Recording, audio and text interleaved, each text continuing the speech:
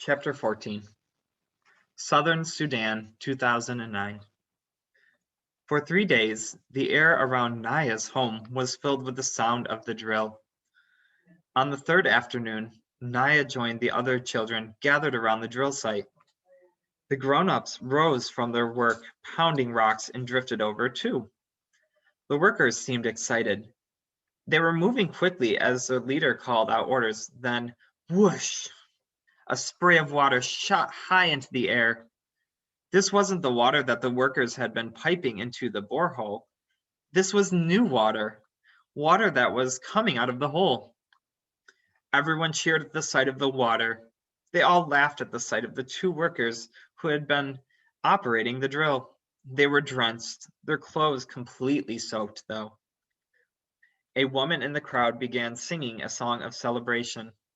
Naya clapped her hands along with all the other children. But as Naya watched the water spraying out of the borehole, she frowned. The water wasn't clean. It was brown and heavy looking. It was full of mud. Ifo Refugee Camp, Kenya, 1992 to 1996. Sava was now 22 years old.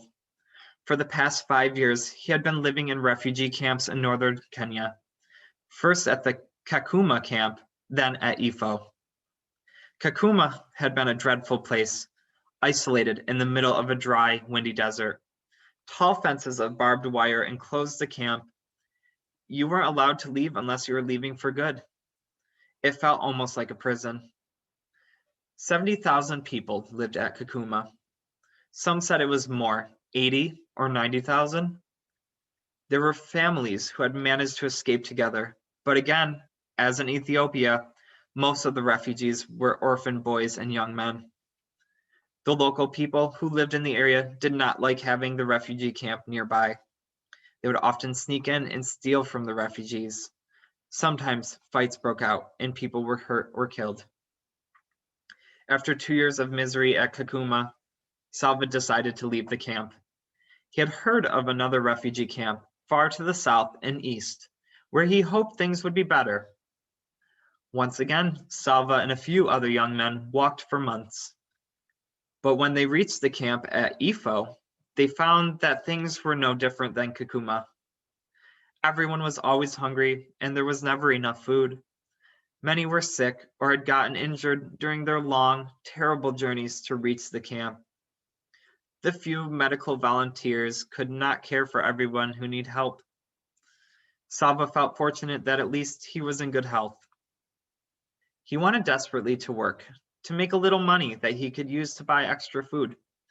He even dreamed of saving some money so that one day he could leave the camp and continue his education somehow. But there was no work. There was nothing to do but wait for the next meal, for news of the world outside of the camp. The days were long and empty.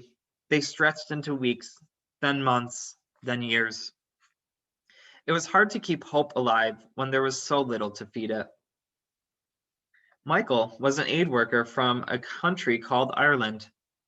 Salva had met a lot of aid workers. They came and went, staying at the camp for several weeks or at most a few months. The aid workers came from many different countries, but they usually spoke English to each other.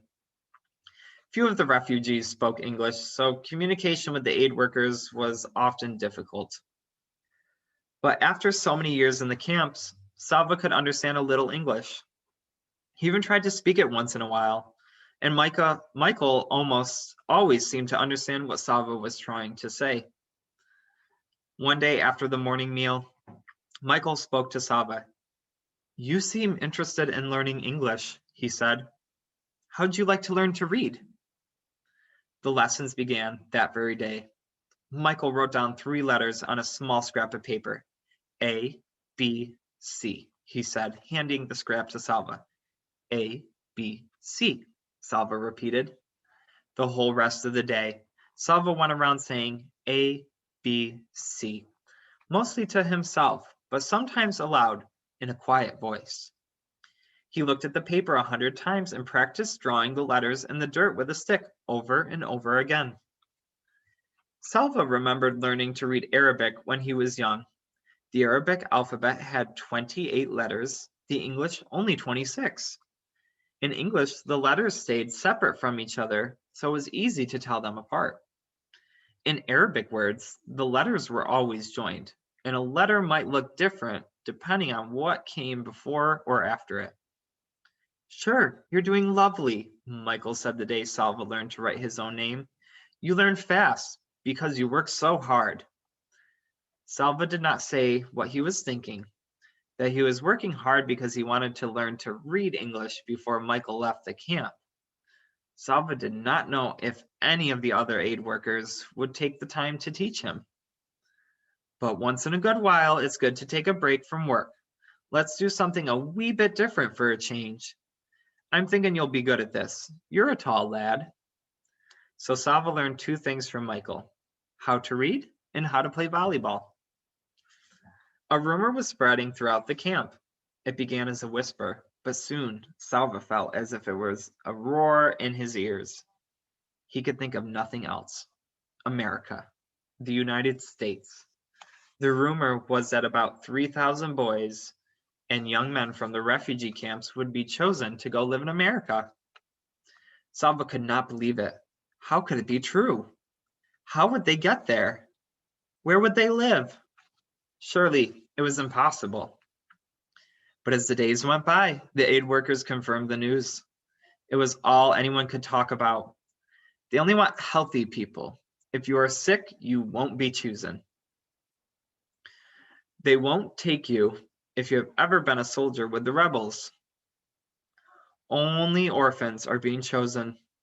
If you have any family left, you have to stay here. Weeks passed, then months. One day, a notice was posted at the camp's administration tent. It was a list of names. If your name was on the list, it meant that you had made it into the next step, the interview. After the interview, you might go to America. Salva's name was not on the list, nor was it on the next list or the one after. Many of the boys who were being chosen were younger than Salva.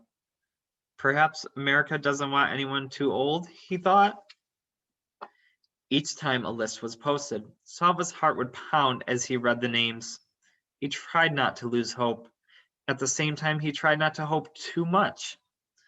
Sometimes he felt he was being torn in two by the hoping and the not hoping. One windy afternoon, Michael rushed over to Salva's tent. Salva, come quickly. Your name is on the list today. Salva leaped to his feet and was running even before his friends had finished speaking. When he drew near the administration tent, he slowed down and tried to catch his breath. He might be wrong. It might be another person named Salva. I won't look too soon. From far away, I might see a name that looks like mine, and I need to be sure. Salva shouldered his way through the crowd until he was standing in front of the list. He raised his head slowly and began reading the names. There it was. Salva Dutt, Rochester, New York. Salva was going to New York. He was going to America.